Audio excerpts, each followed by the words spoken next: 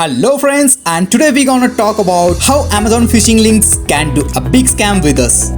You always see that such a link comes on your WhatsApp on which is written Amazon return product giveaway. As soon as you click on it, something like interface come in front of you. There is some question, and after it answering them, you tend to give some gift in return. The first question: do you know Amazon? What is your age? And you will click on age.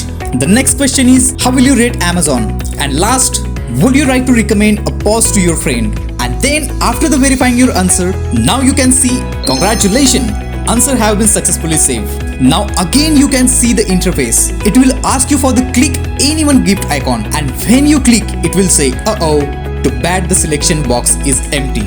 You still have to attempt of good luck, and then you click again in any box icon, you can see congratulations, you want new Apple 13 Pro, and the bottom of screen there is you receive some tips. Share with the 30 friends on WhatsApp, and second is tap to continue and claim your gift. And after, you will share this palm link to your 30 friends, and it will ask you for your address and mobile number and all kind of private detail. And you fill your all kind of private detail, you will receive nothing. They receive your private data, and they can use your data to do any kind of biggest fraud with you. So let's beware of this kind of fraud and fake link.